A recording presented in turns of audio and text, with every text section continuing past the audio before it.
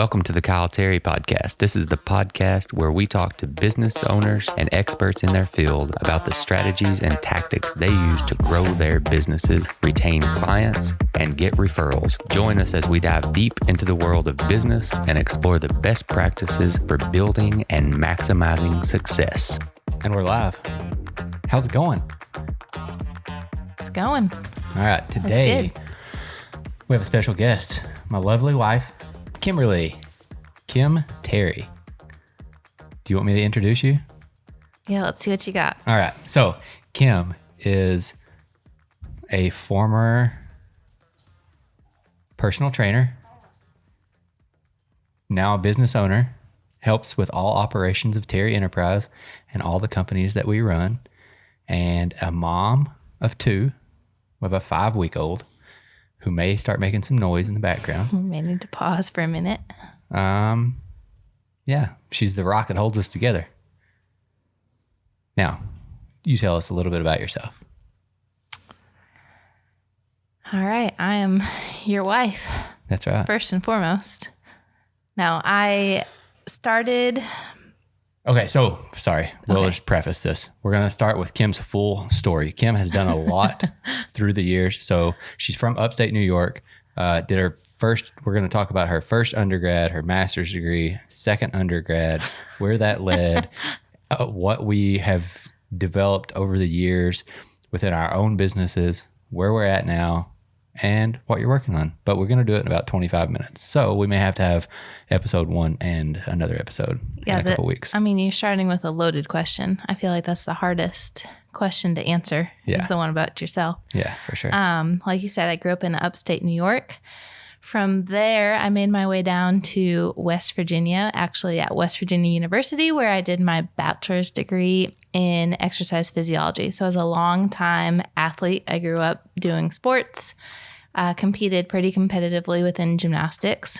And so trying to decide what I wanted to do in college and where I wanted to go, it had to do something with athletics. I just knew that. And in my mind, going for exercise physiology was something like I could figure out the best way to train an athlete. And that's what I wanted to do. So one of my best friends in high school, her cousin is actually the sports nutritionist at West Virginia University, recommended that I check them out. So I went down with my parents and we went on a tour and they walked me into the Student Recreation Center. And that is where my life began. All right. So as soon as we walked in there, that was when I essentially made my decision that I would be leaving home, beautiful upstate New York, and traveling down to West Virginia, which came with a lot of jokes and a lot of people making me nervous that I didn't know what I was getting into, and I was going to get killed in the mountains of West Virginia with some banjos. Banjos, yeah. And because, you only go there once to visit. And so I remember going down to move in and I was like, oh boy, what am I getting into? And they don't know, I'm a shy She's introvert. Pretty introverted, yeah. So me leaving home, nobody in my family had really left home before. My brothers went away for college, but they were still close by. Yeah, within a couple hours. Quick driving distance. So I was really the first one to go away far, different state.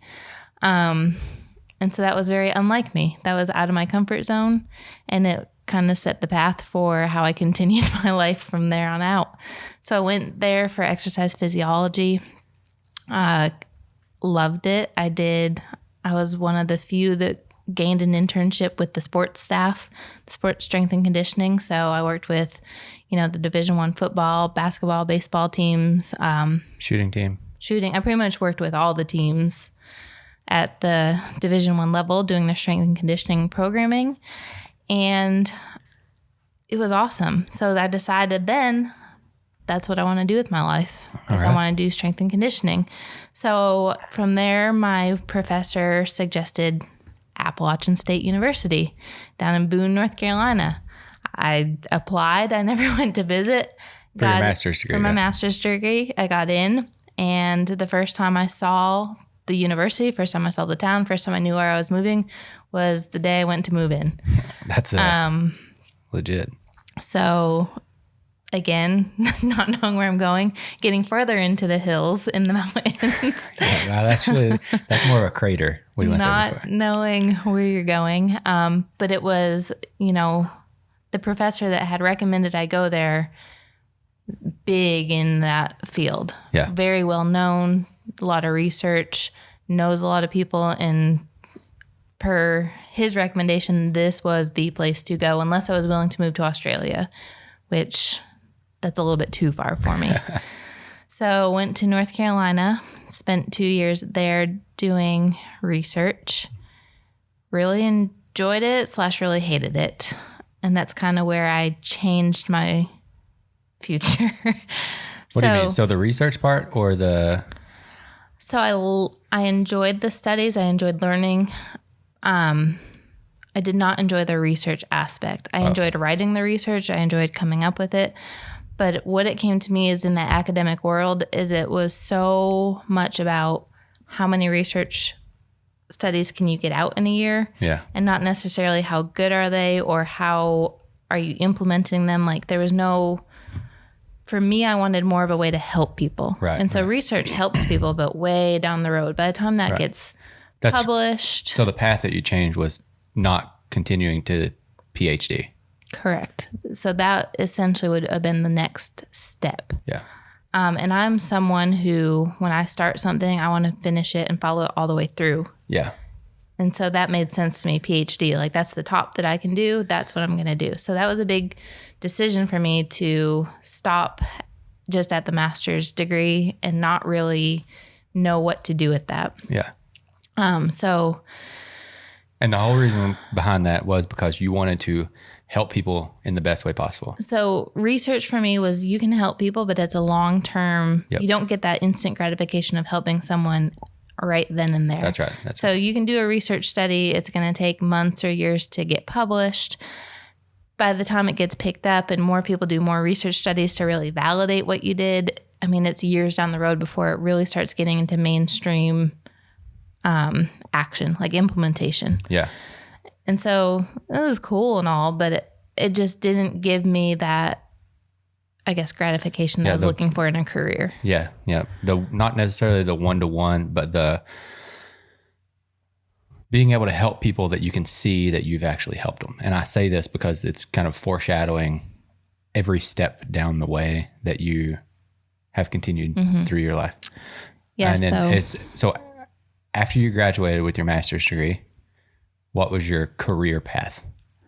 Because I know you did a few things within that field and then transitioned to something else. So the thing with that field is it's a little iffy. If you don't do your PhD, it's kind of like, ooh, I don't really know what you're going to do. So I ended up moving here to Lexington on a whim, another whim, just randomly up and moving to another state, another city. Moved here and I applied to a couple different jobs, just didn't really have a plan. Ended up at a private facility doing personal training, but it was more based in healthcare personal training. So it was a little bit different than just your average gym. There was a lot of the knowledge I had learned. Not just the type of personal training that you can get a certificate and have the knowledge. Yes. You actually had to have some. You had to have some kind of like medical background and understand different conditions so that you could treat those within your training. Gotcha. Which at the time also, when I was trying to decide what the heck I was going to do, that came into my mind. Like maybe one day I can get my practitioner degree and then combine that with my personal training and my exercise physiology and open up this facility where I can change everybody's life. Yeah. So I was training and then I had that idea. So I was like, well, should I do med school? Should I do physician assistant school? Should I do nursing school? Nursing school wasn't even really on the table. I really was aiming at physician assistant school because you can work independently. Did not get in several times, which was the first rejection I think I ever had in my life. Yeah. And this is a funny story.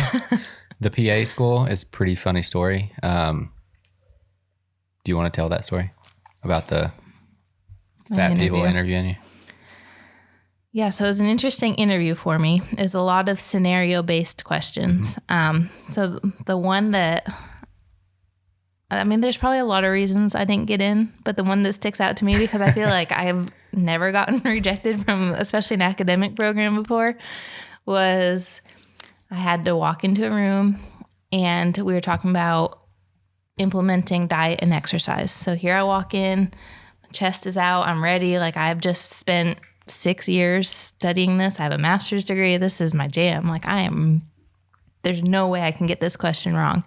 Walk into the room. The people interviewing me are relatively overweight, sitting there with donuts and cupcakes and stuff in front of them. As a lot of people in healthcare are. Correct. And they're unhealthy even though they are in healthcare. And then, so one of the questions they asked me was, if you're a I think that as a physician, you should look a certain way when you're giving someone that advice. And essentially, I do believe that you should hold yourself to a certain standard. If you're going to be educating a client or patient, you need to understand what you're talking about. Exactly. And I kind of use the example as you wouldn't go to a dentist who had gnarly teeth. Right. You don't take financial advice from a person that doesn't have good finances. You don't take fitness advice from a fat person. But saying that to two practitioners who are overweight and we're giving out diet and exercise, the interview got slightly more difficult after that. And to this day, that's the hill I'm dying on. That's why I didn't get into physician assistant school. But there's a reason for everything. That's right. And so after that, I was like, shit, what am I going to do with my life? I have no plan. I don't know. I need to do something else. I had 2 weeks to submit a nursing school application. Mm-hmm. It was due in 2 weeks. The program at the University of Kentucky for what I was going for I already had a degree. I was going back to school. So that program for nursing, they only accept 10 students. Yeah. And like thousands of people apply. So my redemption story is I got in, even though I was like last minute, not knowing what to do.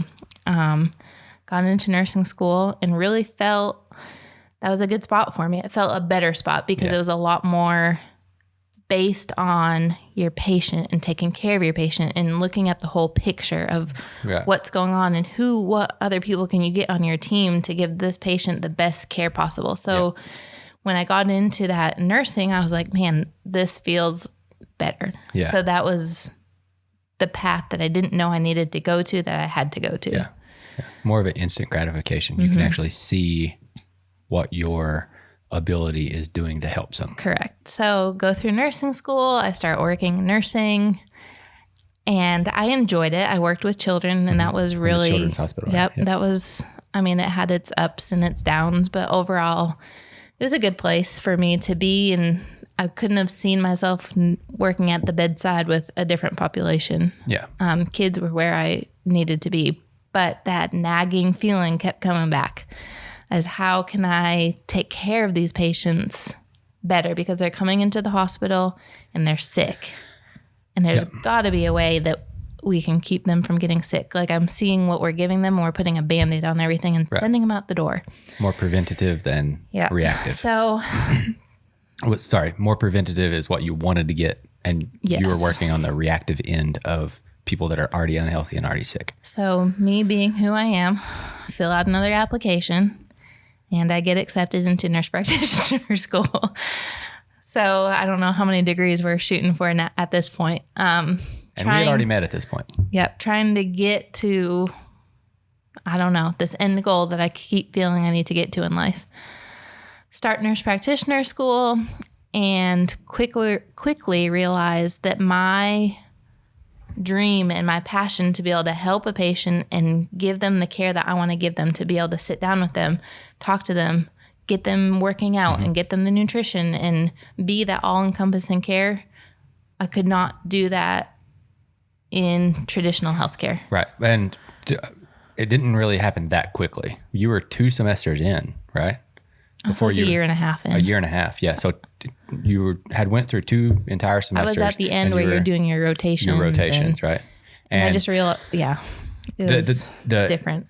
My view on this from what I understand and the conversations that we have is becoming a nurse practitioner, the end goal was to open an office or work for a doctor or under them, because essentially as a nurse practitioner, you can't have your own practice, and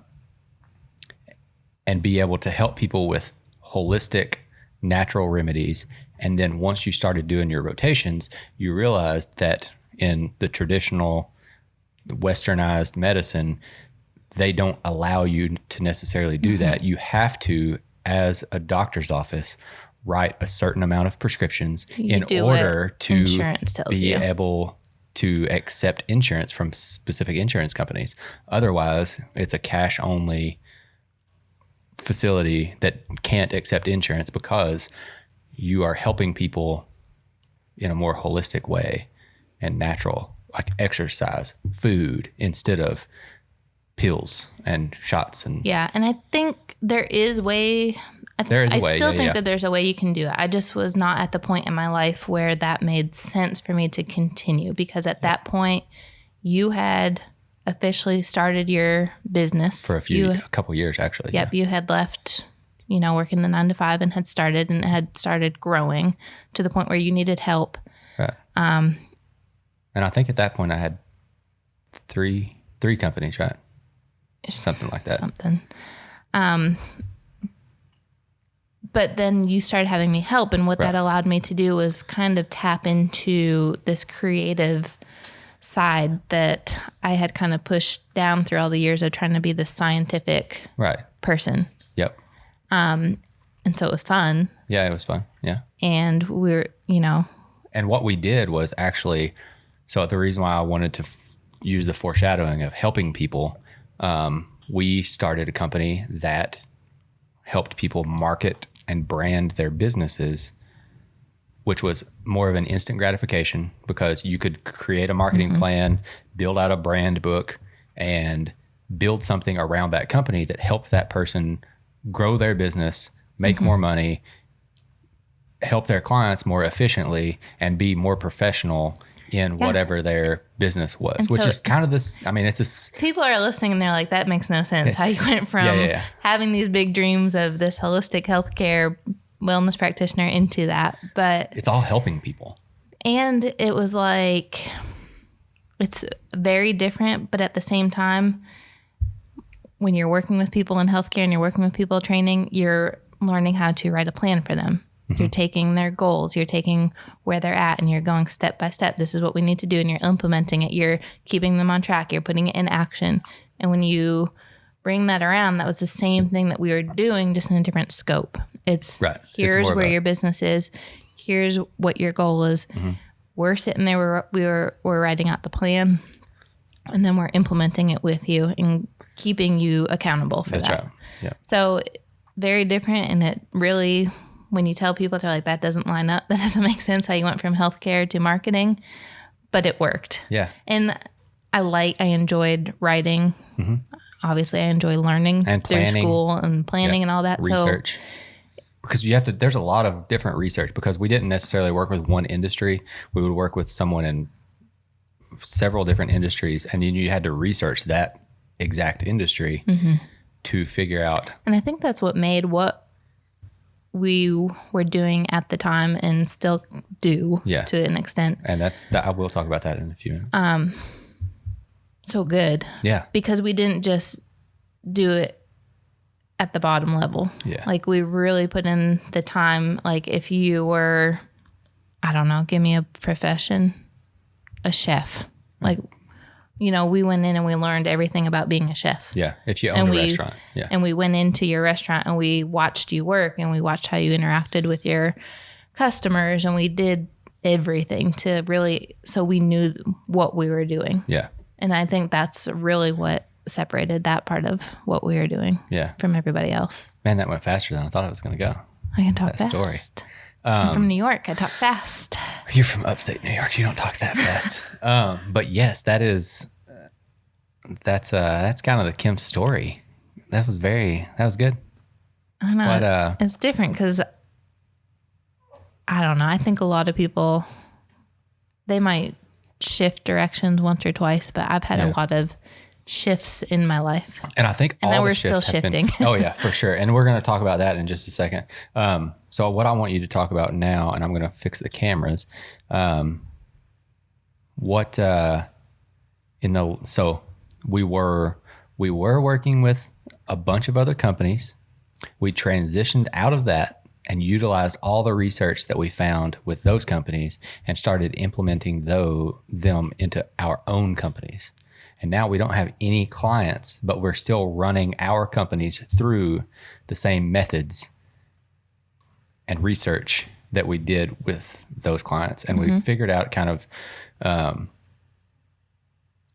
we can make a lot more money by using our knowledge and starting our own company than someone can afford to pay us, essentially.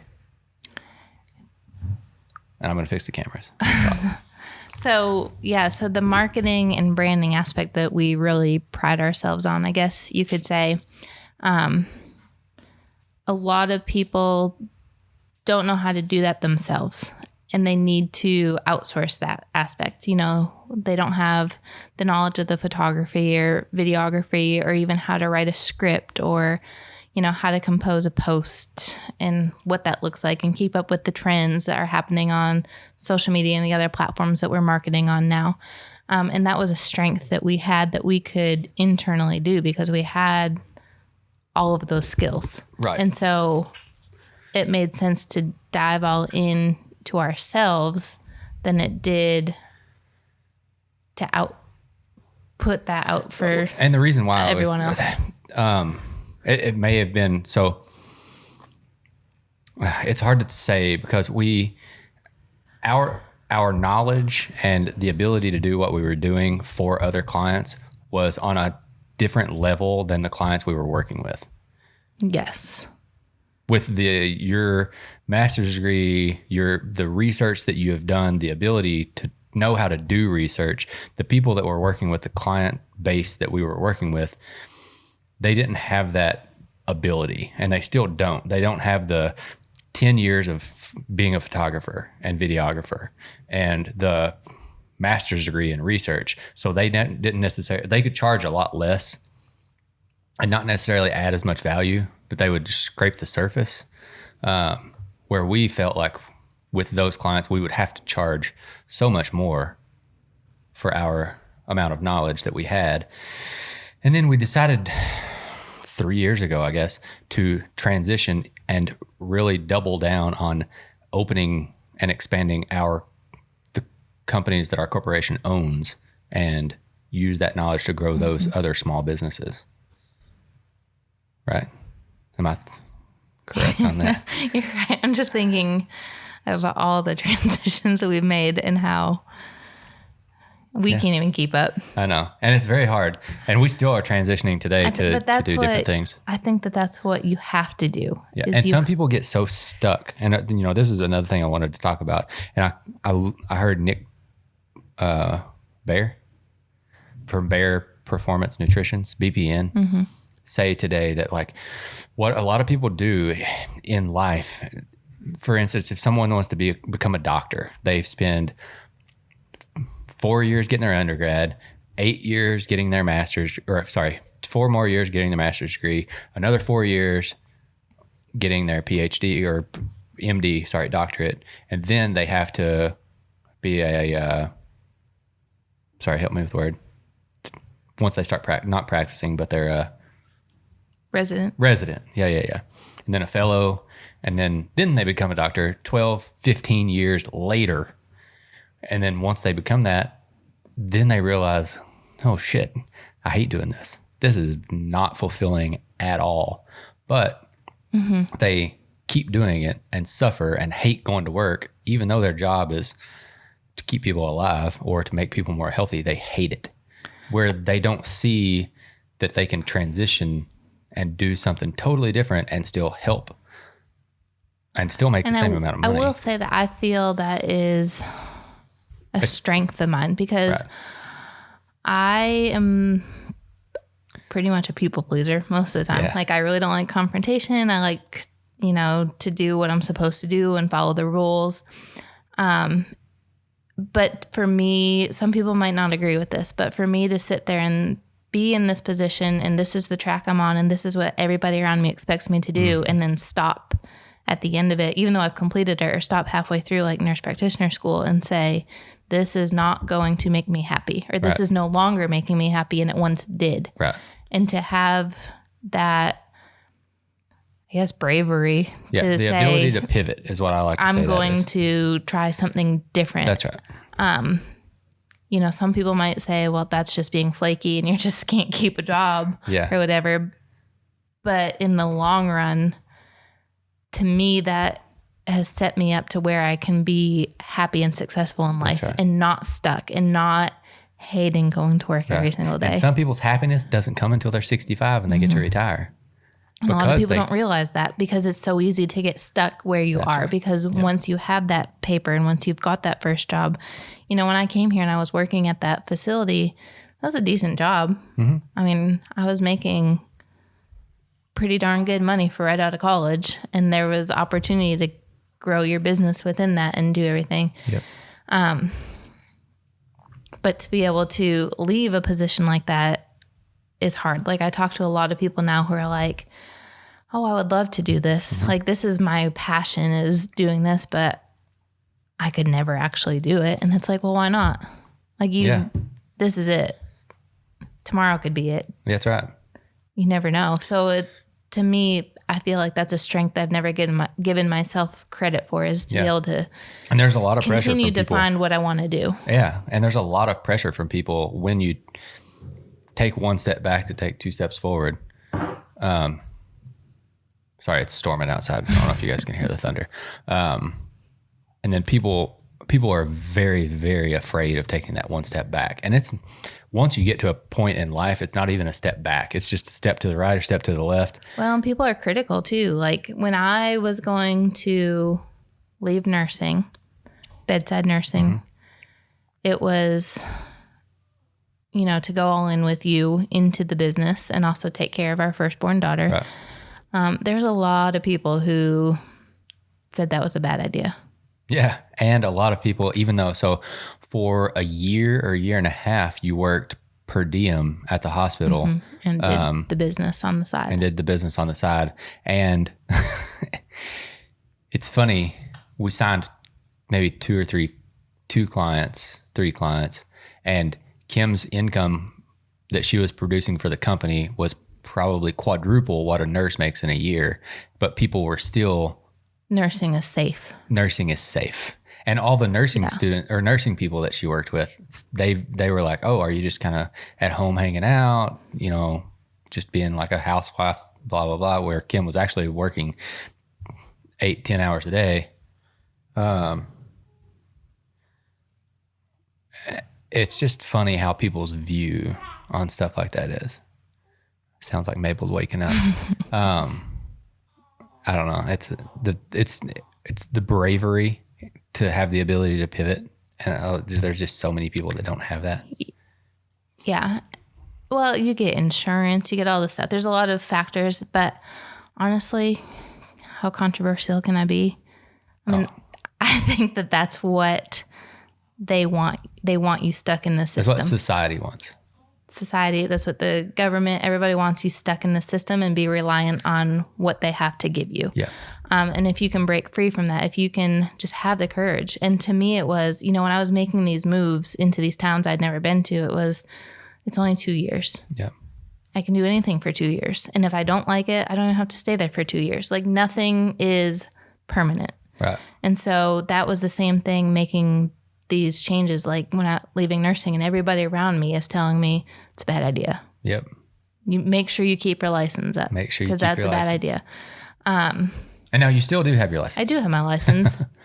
But it's not costs hard. $70 to keep it up, which is ridiculous.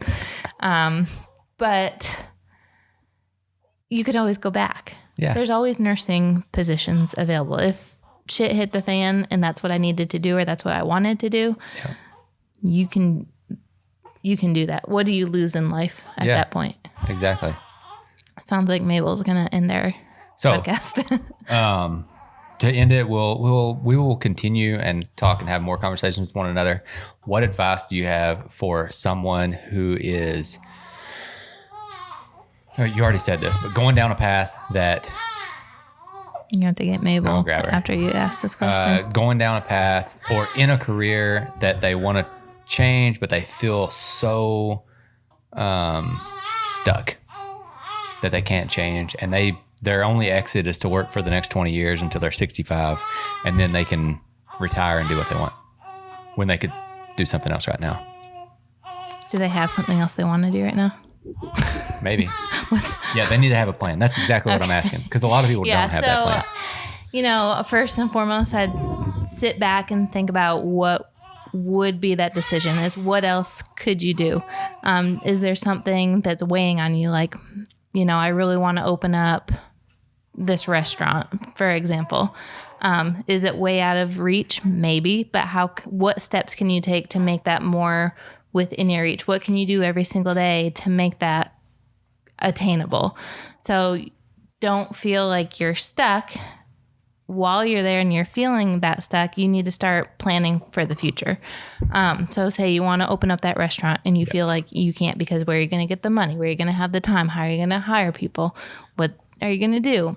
Yeah. So you're not answering emails at work one day. You're planning that out. Yeah. And that's one trend that you will notice, that we never do anything without a plan. Mm-hmm. We always have a plan. And we've done the research, and we know exactly what all the these average income is. I've made have always been thought out ahead of time. Yeah. And I would say for somebody trying to make that jump into something else, you know, make sure that you do have your feet under you. Yeah. You can't just, I mean, you could, but make sure your feet are under you. Make sure you got kind of that thought in place. Some kind of a safety net. Not necessarily a plan B, but you want, I mean, we can get really deep into the weeds. You want at least 6 months of income saved in the bank, in your savings account. You want, the ability to go back to something else, or you have the ability to, worst case scenario, you became a waiter or a waitress. And I mean, don't be afraid to take a step back or two, even though people are going to maybe talk about you behind your back or laugh a little bit, or make fun of you, like, oh, she was in this great position. She had everything going. She could make $45,000 a year as a nurse the rest of her life. Yeah, and now she's, being a waitress part-time. And that was one of the things in school I had to do, is I had to go back. I worked at a pet store. Yeah. Making $8 an hour when I had already had a career making way more than that. So kind of figure out your plan. What does it look like? And now sometimes that support system is your family. And they can see the future that your career holds. So, or a family, spouse, whatever, I know, this is getting a little bit more into it, but your parents supported you in the transition from being personal trainer into becoming a nurse. And then, that transition, they helped with, your $8 an hour job didn't necessarily help pay all the rent, all your expenses and stuff like that. I don't know why or how, but they never really questioned it. Yeah. Questioned a little, but trusted that I would be okay. Right. And they trust that process because you're not, you're an intelligent person, and they know that you're not doing things without really thinking them through and planning and doing the research and knowing what not necessarily the end result is, but what that next step is going to provide. And then even if that next step, you have to pivot into something else, like we've done several times, you're going to plan ahead before you do that next pivot. Yeah. So my advice would be to get your plan in place. What does it look like? How long are you going to give yourself to get there? What do you need to do? Who are you going to go talk to? Right. Mentor. You need a mentor. If you're going to open a restaurant, go to a restaurant and talk to the owner, talk to the people working there. I would suggest not opening a restaurant. I know, but I'm just using that as an example. So get that all figured out in your head. Make sure that you kind of got your feet under you, that, if you quit today, you're not going to be living on the street with no one to help support you or anything tomorrow. You don't want to run yourself homeless. And then don't be afraid to take that step back. So maybe it looks like getting a minimum wage job to support you in that process, to get where you need to go. And just make in the sure future. that minimum wage job can support 70% of what you have in place. And you might, cut back on stuff, do what you need to do, because you got to look at the 30,000 foot picture. You got to look at the big goal. Right. So plan, have your feet under you, get everything in order. And then I would say, forget what people are going to say. That's right. Because somebody's always going to have an opinion.